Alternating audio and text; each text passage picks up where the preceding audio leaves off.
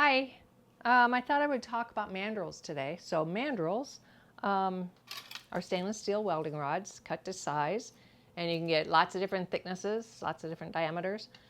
These are 3/32, which is the most common size for bead making. And the thing that you want to know about the stainless steel is each end of a 3-foot rod is pressed with a number. So you can see here, it's a little flattened right here. So it's round, round, round, round, round. Now it's flattened, and it's got the name. If I can get this to focus, it's got the kind and the name of the. Sorry, I've got a Band-Aid on my hand.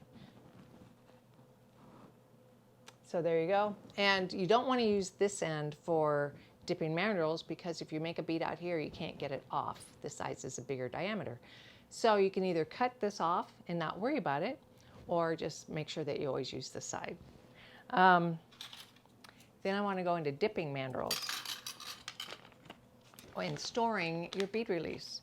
So when you get bead release, it comes usually in a screw-on lid, kind of wrapped around. This is old. It might actually be dry. I'm not really sure. And if you have dry bead release, you can reconstitute it. You can grind it up into a powder, add some distilled water to it, and mix it up, and keep doing that for a little while. You want to soak it. And then you want to take one of those immersion blenders for smoothies and stuff, and you want to stick that in there and blend it up really good. But what I do is when I get a bead release, I put it into a bottle. So this bottle, I have a couple of different ones. This bottle, and then I put beads inside, so you can hear it. So it's very similar to a can of paint that has the BBs in the bottom.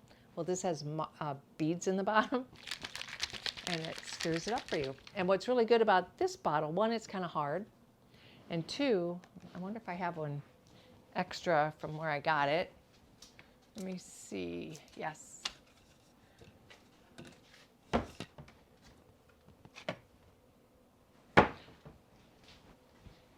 So I have a couple of different bottles.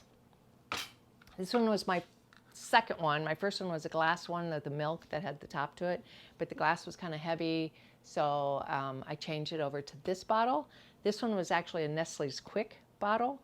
And the reason why I like drinks, bottled drinks, and you want to get one with a really big mouth, as big as you can find. And the reason why I like that is that they have already designed that this isn't going to leak. So it's not going to leak any air going out or coming in, so your bead release is not going to get dry. But I like this one better. It's a harder plastic.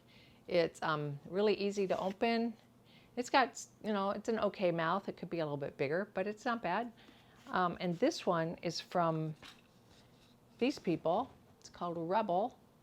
And this one was really good. It was turmeric, and it's called Golden Milk. It's turmeric and ginger and coconut milk. So this one was really, really tasty. But yeah, you can get any kind of bottle you want. So those are the two and so I really like this one, so I'll put leftovers in this one.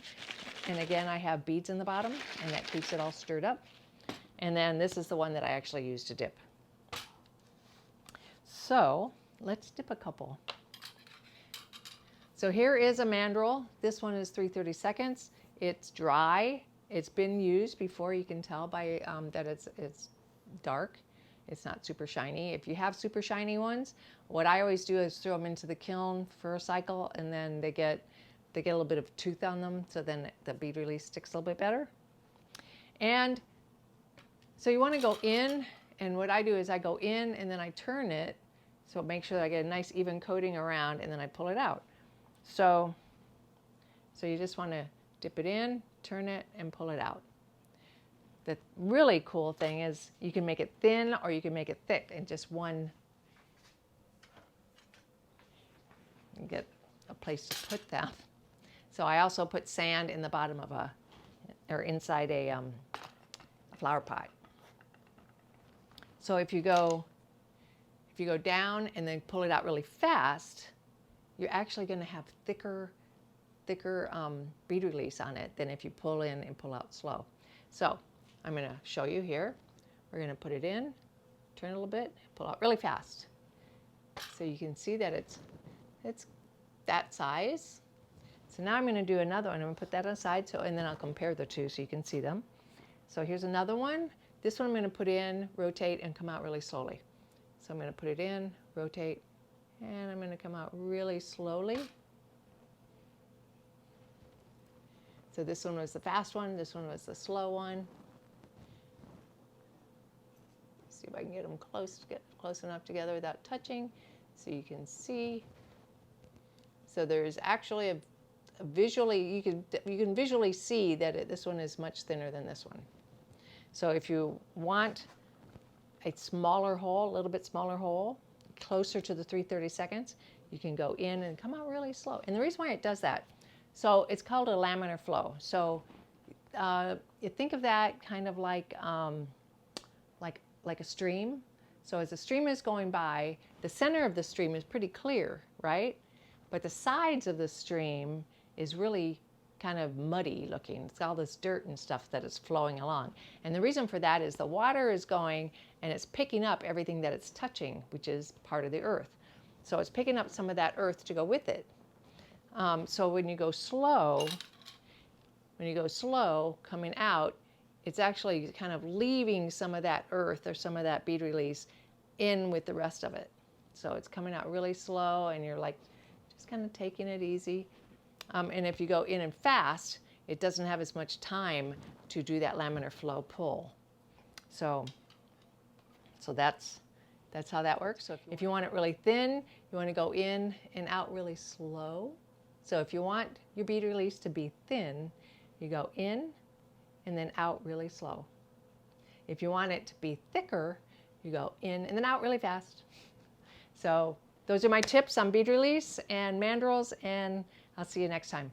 Bye. Am I in focus? I think so.